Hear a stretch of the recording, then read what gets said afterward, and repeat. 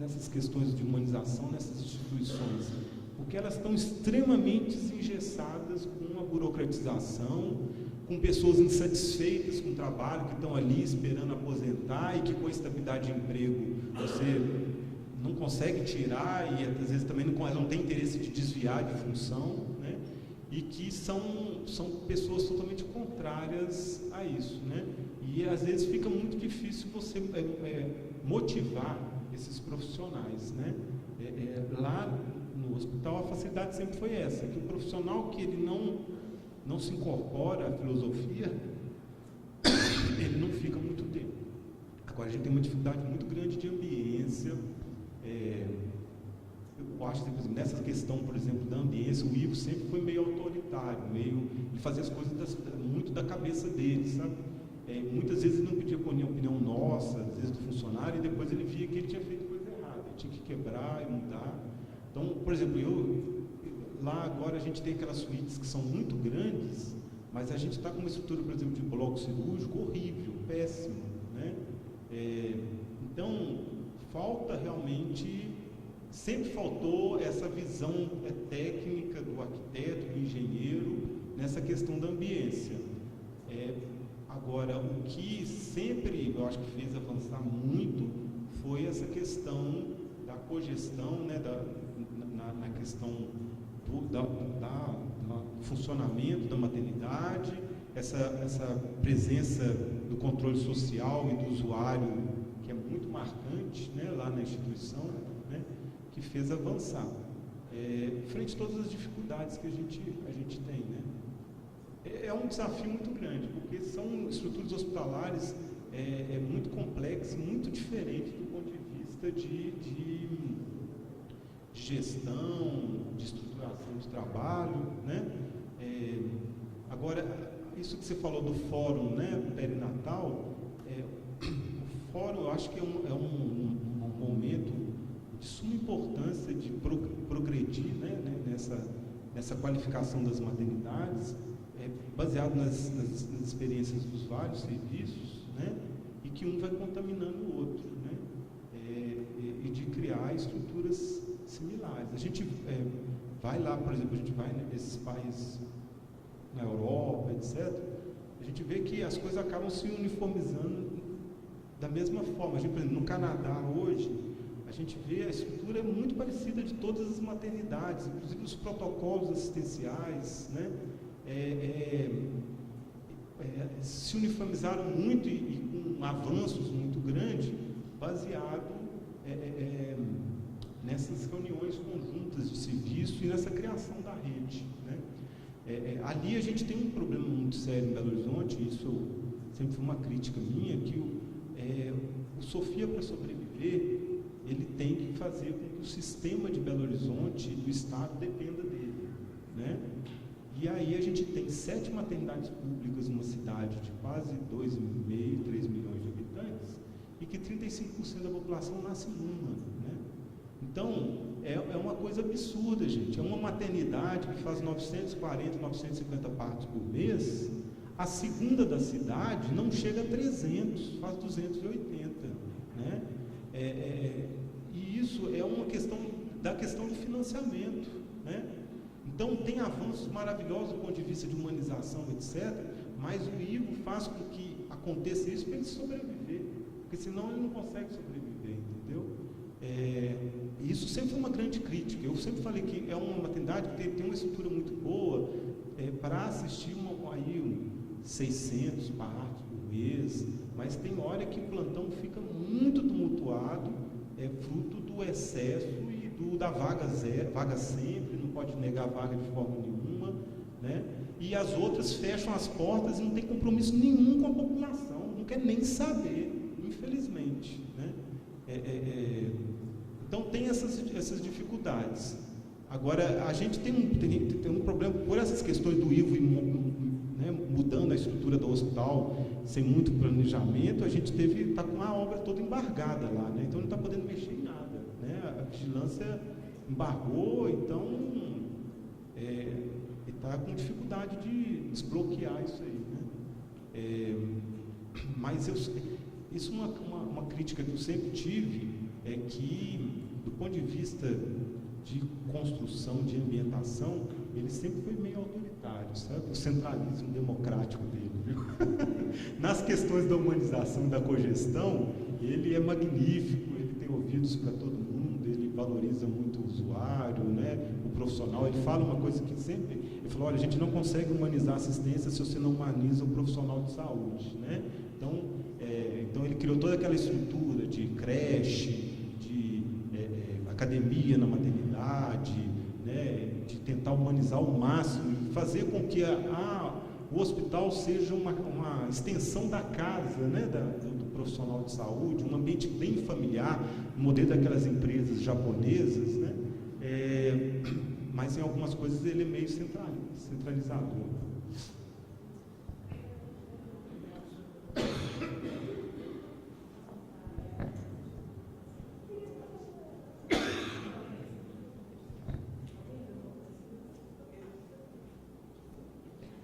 Na verdade, eu queria fazer uma pergunta para o pessoal, né, que está lá atrás. Né? A gente hoje está numa disposição espacial meio complicada, né, que a gente acaba ficando com uma distância grande. Mas, assim, eu estava escutando a fala do Gustavo, e uma coisa que a gente tem percebido quando a gente fala de cogestão e tenta trabalhar com cogestão, é que muitas vezes, assim, entre aquilo que a gente está familiarizado, né, nos modos tradicionais de fazer a gestão daqueles processos cotidianos, né, então, para arquitetos, engenheiros, os projetos, né, os modos mais usuais de fazer isso na saúde, a gente sente às vezes um certo incômodo quando experimenta um outro jeito de fazer. Eu queria escutar do grupo assim, se esse incômodo tem acontecido, se tem sido super tranquilo escutar projeto cogerido de ambiência, como é que isso tem aparecido? E trazer isso para a roda, assim, porque eu acho que é um incômodo que faz parte do processo de se defrontar com um paradigma diferente, né, para a gestão dos processos de trabalho. E acho que incluir, né, os desconfortos, às vezes a desconfiança, a descrença, né, às vezes a dureza do cotidiano para fazer isso operar, né, que a gente tem escutado bastante, acho que seria bem bacana. E aproveitar a presença, então, do Lucas e do Gustavo para a gente poder debater um pouquinho isso. Tá? A Flávia também está aqui. Posso falar eu? Não, pegando um pouquinho do que a Mirella tinha falado, ontem a gente assistiu o vídeo do Sofia, né?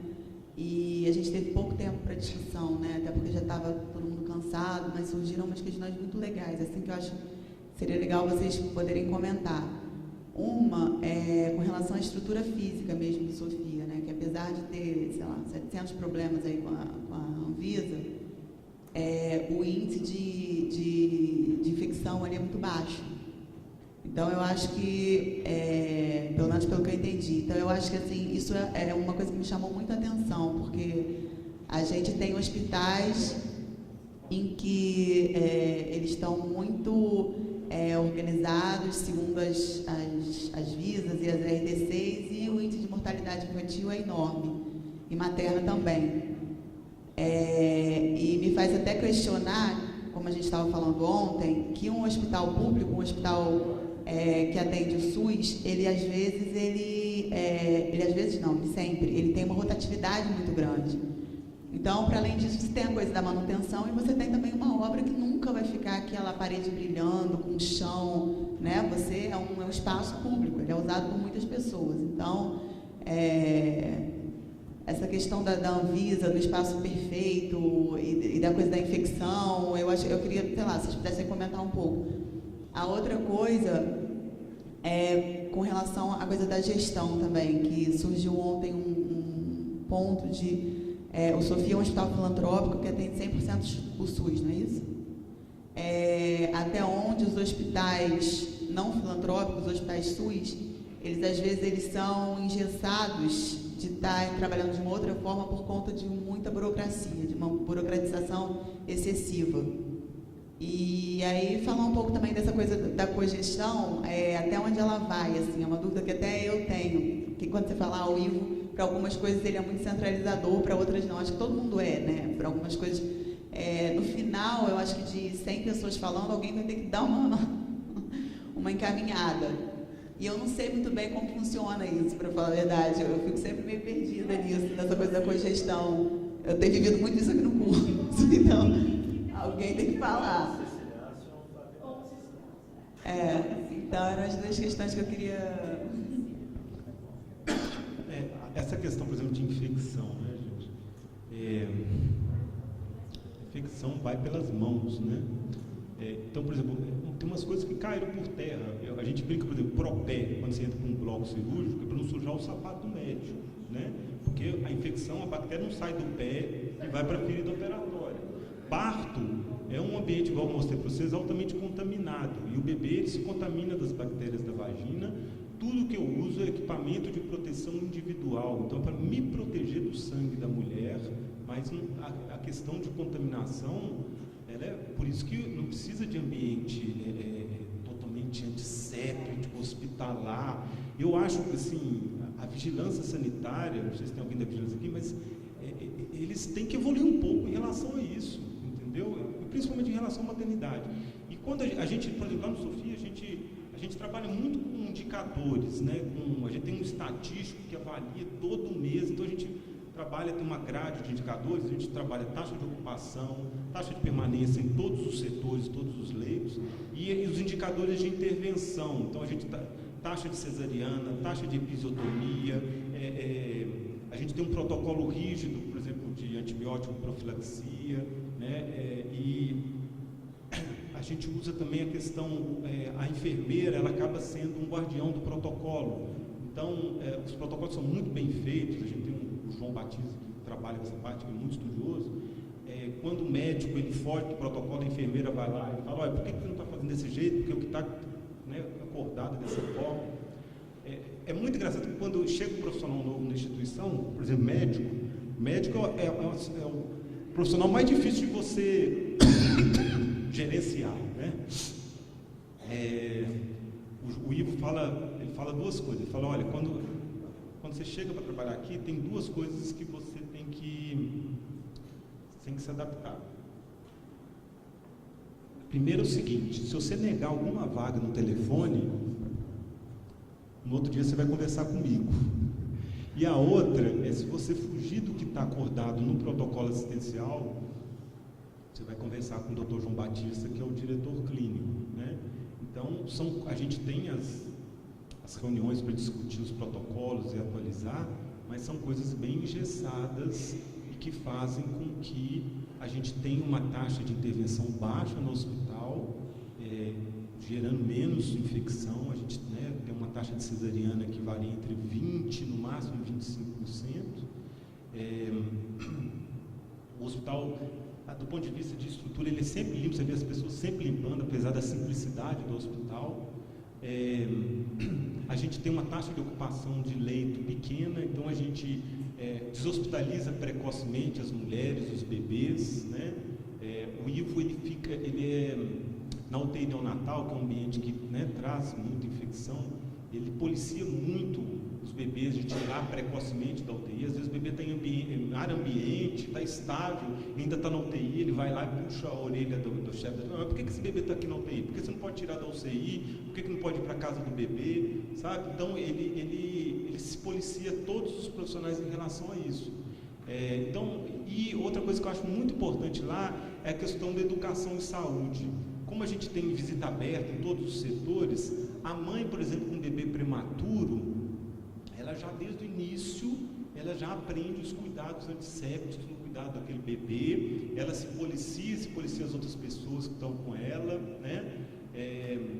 Eu tive uma experiência muito desagradável há poucos dias, que eu assisti um parto numa paciente minha de consultório, prematuro, de 32, 33 semanas, foi parto normal, um parto lindo, na maternidade mais chique de Belo Horizonte, que é o Albert Einstein de Belo Horizonte. E ela ficou muito triste, ela estava até querendo transferir o bebê dela, que estava na UTI dessa maternidade, para o Sofia, porque ela tinha hora marcada para visitar o bebê dela. O bebê dela estava estável, não estava em área ambiente, mas há nessas maternidades privadas uma mercantilização da prematuridade, eles seguram os bebês porque cobra mais no convênio, tem uma questão mercantilista em relação a isso. E e ela tinha 1 hora para visitar o bebê dela por dia, o filho era dela, não existia em nenhum momento a questão da educação e saúde, do treinamento para o cuidado do bebê prematuro. Então, assim, a tal ponto que a família me procurou lá no Sofia um dia, eu falou, olha, Lucas, o bebê já está 15 dias na UTI, eu não entendo, está ótimo, a gente tem horário de visita, eu já não estou aguentando mais, eu queria ver se tem jeito da gente transferir ele e trazer aqui para o Sofia, porque aqui eu sei que eu vou estar o tempo todo com o meu bebê, entendeu? Então, a gente vê, às vezes, isso eu vejo, às vezes, isso é uma visão que eu tenho mais de fora, né? Mas a vigilância sanitária, ela está muito preocupada com a tecnologia dura, com as coisas físicas, estruturais, e ela esquece coisas muito mais importantes, que são coisas de atitude, de educação e saúde, etc. Então lá você vê que é uma maternidade que é o que a gente brinca, o caos organizado, né?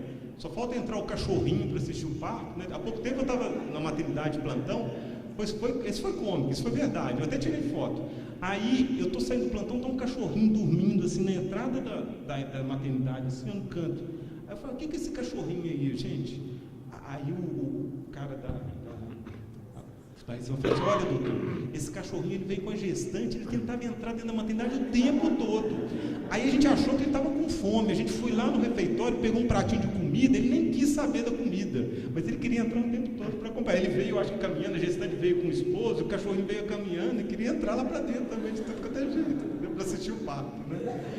Então, eu acho assim, lá, o pessoal que vai fazer visita lá, acha que vai chegar no lugar mais lindo do mundo, num Albert Einstein, num Santa Joana.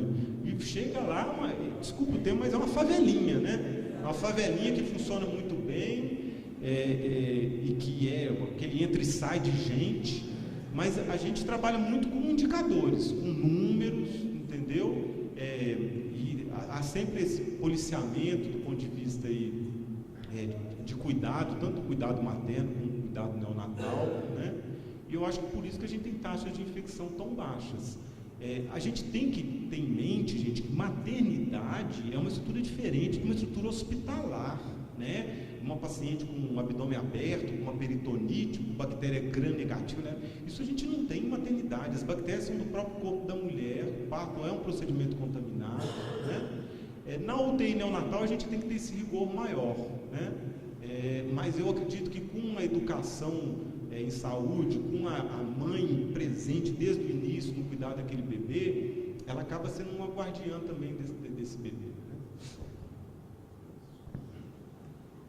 Legal, né, gente? Deixa eu comentar um pouquinho. Eu acho que tem várias coisas aí, né, que a gente precisava dar talvez uma sistematizada para a gente poder se entender melhor. Essa coisa da cogestão é um negócio complexo, é um negócio que vai mexendo com a gente, né? A gente tem uma história cultural que achar que democracia é um negócio onde eu posso dizer o que eu penso, né?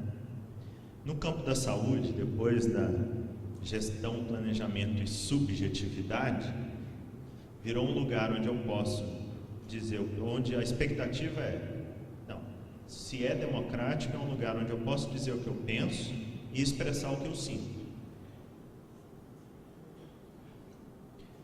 A gente só não pode esquecer que a gente faz isso na relação com os outros, né? E como minha avó já dizia, quem fala o que quer, ouve o que não quer. Então, a relação, ela não pode ser uma relação de produção, né, coletiva, ela não pode ser uma relação onde só pode falar o que pensa e o que sente. Porque essas são coisas muito imediatas, percebe? Isso tem que ser mediado por uma história social desse espaço. Não pode ser assim, né? Então, porque senão a gente vira seres reativos. Chega nos espaços e sai vomitando as coisas. E na verdade a relação é um espaço de aprendizado, né? É um espaço de autoconhecimento, de conhecimento do outro, um espaço de composição de sociedade. A sociedade se dá na relação, né? Talvez por isso que hoje a gente tenha uma sociedade que precisa ter lei para fazer multa para gente que para o carro na vaga do idoso. Pô, tem uma questão ética aí. Será que precisa ter lei para isso? Né? Precisa ter lei para qualquer coisa. Então tudo tem que ter lei, até cura gay tem que ter lei. Né? A coisa que é uma crença de alguns vira lei. Ainda bem que arquivaram o processo ontem. Então, assim, eu acho que essa é uma questão de base que tem que estar no processo, né? E como eu estava dizendo antes, assim, a gente nunca trata dessas coisas de maneira sistêmica, a gente trata sempre localizado e focado. Este curso, né? Nós estamos usando de recurso público, ele está dentro de um contexto de uma ordem institucional que tem prazo, que tem processos normativos, né? E que está fora da nossa governabilidade. Então, assim, prazo de passagem é prazo de passagem. O que a gente faz, né? A gente faz uma tentativa de um planejamento que anteveja, que preveja que algumas dificuldades haverão, alguns imprevistos haverão. Então, a gente tem sempre um certo lastro, né? Para tentar ajustar aquilo que é o imprevisto. Então, alguém que esqueceu de pedir a passagem, ou uma agenda que surgiu em cima da hora, ou uma remarcação de agenda, como aconteceu nesse curso, né? Por questões que fogem ao nosso escopo de governabilidade, deste coletivo aqui, que organiza esse curso, incluindo quem está fazendo o curso. Ok? Então, a gente tem que ter essa noção. Então, o doutor Ivo lá no Sofia, ele tem que lidar com uma relação de rede que tem essa contingência de realidade que o Lucas colocou aqui. Como ser vaga aberta num ambiente, num território, num sistema onde ninguém banca a vaga aberta, a vaga sempre, né? Então, essas são questões que vão nos desafiando a compor, então, esses espaços, né? Então, eu acho que a gente tem que ter um pouco mais de tranquilidade para entender, assim, o que a gente tem efetivamente, né, que tensionar, quais são as lutas, as tensões, né, que mais valem a pena, inclusive para equivocar processos, né? Dizer assim, não, pera lá, a gente não precisa aceitar tudo do jeito que vem. Claro, não precisamos, mas a gente tem que considerar o contexto. Se hoje, em função, né, a questão da infecção, se não houver um protocolo que oriente práticas, né, em geral, a infecção vai lá em cima. Por que vai lá em cima? Porque a gente não tem uma cultura de formação adequada para isso no nosso contexto social. Os profissionais não vêm naturalmente, né, preocupados com isso. Ou se tiveram aula, eu tive aula de infecção, tive aula lá de lavagem de mãos e tal, não sei o quê. Só que o contexto de trabalho, né, vai condicionando os sujeitos a ignorarem determinadas regras, por exemplo, de controle de infecção. Então, precisa ter um protocolo. Agora, o protocolo, ele vai ser uma regra prescritiva para todo sempre. É possível pensar, né, uma projeção de um processo em que o protocolo seja menos engessado, mais orientador, que há protocolos em que, se você com 1 ml a mais, você feriu o protocolo, né? Tem outros protocolos que eles condicionam aquilo que é o essencial para dar segurança à prática, né? Então, essas questões que estão sempre em jogo. Então, a gente não vai nunca estar livre de uma avaliação política, de uma avaliação ética, de uma avaliação pessoal e coletiva dos contextos, né? Por isso que é tão tenso, por isso que é tão complicado esse negócio, né, de tentar fazer cogestão. A questão da gestão pública, eu tenho uma opinião, viu, Flávio, muito clara sobre isso, né? A gente tem regras, você pode mudar as regras, né? Mas, no caso da gestão pública, não podemos burlar a regra. Porque a regra é socialmente e legitimamente constituída. Burlou, tem que ir preso mesmo e está acabado. Certo? Porque se a gente não tiver isso como parâmetro, então qualquer tipo de relação vale. Não vale. Não vale. Tem que licitar, tem que licitar. Nós não escolhemos esse hotel. A gente coloca os parâmetros e vamos torcer que seja um hotel legal. Porque o contrário é a gente favorecer alguém, é privatizar, é fazer uso do recurso não de maneira pública. Né? Então a regra que temos é essa. Se a regra que temos é essa, cabe aos gestores, né, planejar. Então, a gestão da PNH, nós fazemos um planejamento para 2, 3, 4 anos. A gente não faz planejamento para amanhã, porque para constituir um projeto, né, que vai então produzir uma parceria, um convênio, que vai então produzir ou executar os recursos, demora 1 ano para tramitar isso. Então, se eu deixar para planejar o 2014 no final de 2013, provavelmente vai estar cheio de furo e cheio de problema. Então, tem uma questão da formação dos gestores, né, e de um ambiente social em que aquilo que é público é sempre visto como moroso, incompetente, inconsequente, sem compromisso com o resultado. Eu conheço um monte de gestor que tem compromisso com o resultado, faz direitinho e respeita a 8666. Certo? Eu não acho que qualquer tipo de burocratização, né, é medida, então, para a gente privatizar, colocar OS, não sei o que lá, e aí qualquer coisa vale. Né? Acho que essas questões demandam uma capacidade de gestão profissional. Né? E, no entanto, no SUS, a maior parte dos gestores, em todos os anos, né, de governadora a secretário, a maior parte dos gestores não são formados para a gestão. Né? E eu não estou nem dizendo assim que tem que fazer doutorado, não sei o que lá, não é isso. Mas é a gente ter uma constituição de formação permanente, né, que vai então qualificando os gestores e vai criando um trabalho não só de controle, mas de fomento. Hoje o que a gente tem no Brasil é uma dificuldade grande no arcabouço normativo, né, do ponto de vista dos passos burocráticos. Então a gente tem uma reforma do Estado incompleta, isso causa realmente problemas para a gestão, né? E a gente tem cada vez mais os órgãos de controle, né, chegando junto da gestão e colocando barreiras e fazendo o controle que tem que fazer. O que não tem é a formação permanente dos gestores.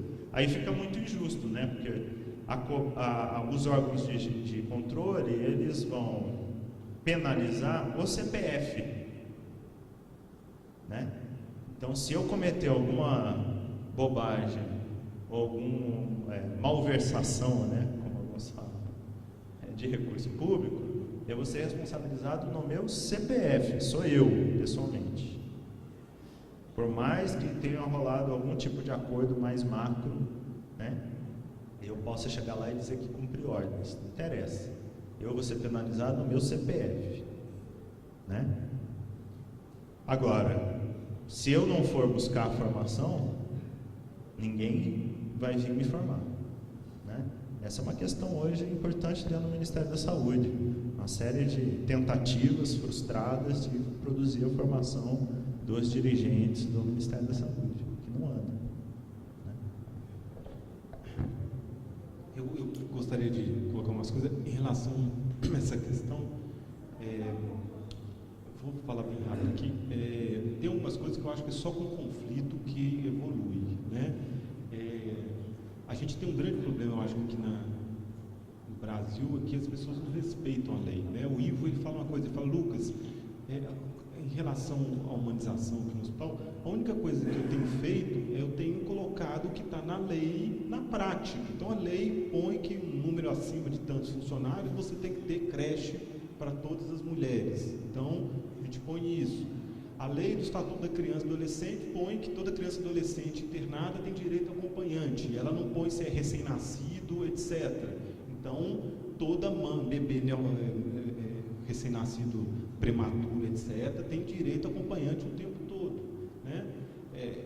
O problema maior, eu acho que a gente está com um pouquinho mais de esperança com esses movimentos sociais que estão tendo, que o povo está acordando, né?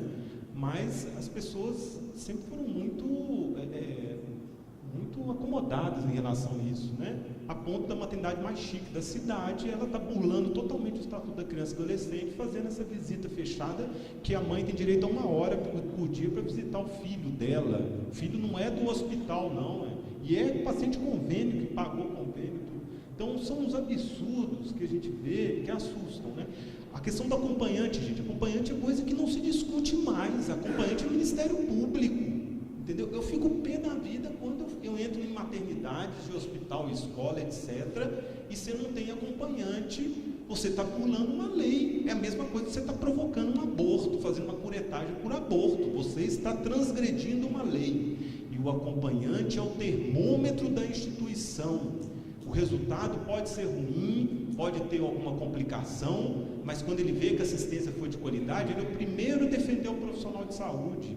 Eu já tive perda materna com embolia política amniótica, morreu mãe e bebê com o marido do lado, eu fiz uma cesárea perimortem com o marido do meu lado, a família ficou eternamente grata, que ela viu que foi de uma hora para outra, foi uma complicação, o hospital todo mobilizou, foi um caso muito grave. Seria diferente se ela estivesse lá fora e ficasse sabendo só do resultado.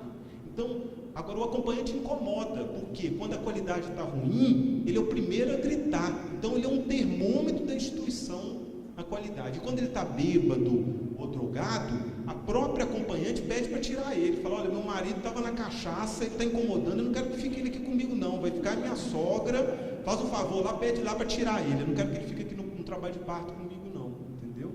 E a gente vê ainda essas discussões, a lei é de 2005, essas dificuldades. Então, eu acho que quando virou lei, já não tem mais que discutir, tem que cumprir.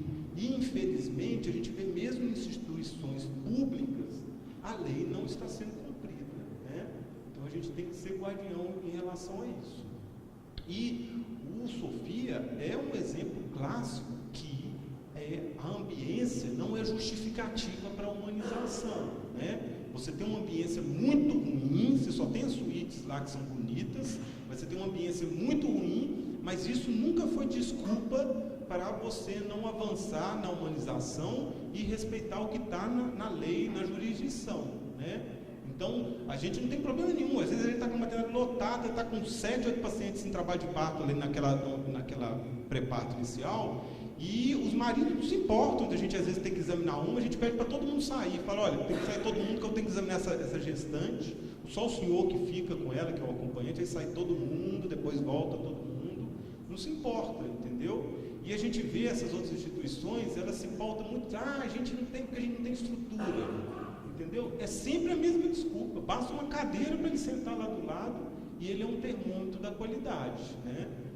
Eu falo que é o seguinte, quando você não está avançando nisso, é porque você não está querendo mostrar os seus resultados para fora, entendeu? Então você está escondendo alguma coisa, porque o acompanhante, mesmo ele sendo leigo, ele sabe quando ele está tendo qualidade e quando ele não está tendo. Ele é o termômetro da qualidade assistencial, né? Então isso é uma coisa que eu acho que não tem mais discussão. Lei do acompanhante não tem mais discussão, é Ministério Público, é caso de polícia, entendeu? Me desculpe, mas isso, a democracia vai até o ponto, depois que virou lei, não é democracia mais não, é cumpra-se. E no Brasil a gente sempre teve esse jeitinho de não respeitar a lei, né?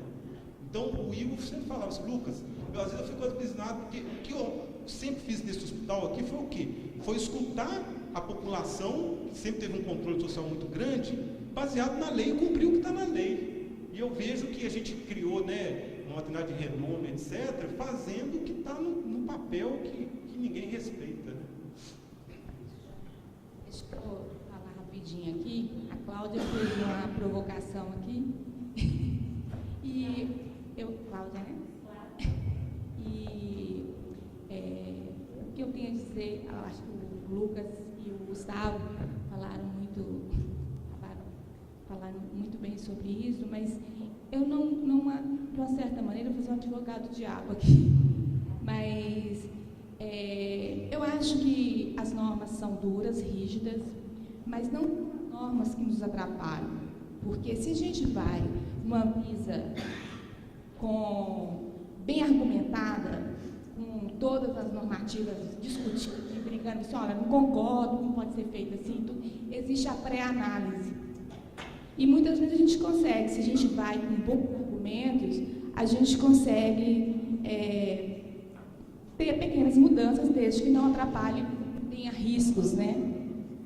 As normas são antigas e, graças a Deus, né, vendo aí a Rede Cegonha, está bem adiante, bem à frente e tudo. Mas nós, enquanto engenheiros e arquitetos, a gente tem que estar, sim, tendo conhecimento no todo de todas as normas. O pessoal da Anvisa ontem falou da Anvisa, né? Quando você abre, não é só a RDC 50, são várias normas, às vezes a gente fica assim, normas, eu tenho que ler essa, tenho que ler aquela. E hoje, no meu produto de intervenção na Academia da Saúde, algumas coisas que a gente tem conversado e tem visto que ele é bem aberto. É uma portaria de 2011 que tem um anexo bem amplo. E as pessoas, elas estão perdidas, porque não tem algo mais... Então, eu estou aproveitando até aqui esses momentos, eu conversei já com o Paulo, para ver o entendimento com relação à Academia da Saúde, como que as pessoas estão vendo este programa. E aí, tem algumas coisas que estão muito abertas, que tem que ser mais discutida, né, que tem que ser... Eu acho que a gente tem que estar vendo mais isso. O Paulo falou uma coisa rica, por exemplo, a acessibilidade, a 90-50, né? Que é muito grande. Então, às vezes, a gente fica com preguiça de ir a fundo, assim, por que aquela barra ali? Por que o espelho tem que ser um pouco mais baixo? A papeleira tem que ser realmente aberta? A gente já viu lugares de acessibilidade. Eu posso dizer, até no Haiti, estava comprando lixeira, todas com pedal, e colocando dentro do banheiro de deficiente. Então, coisas básicas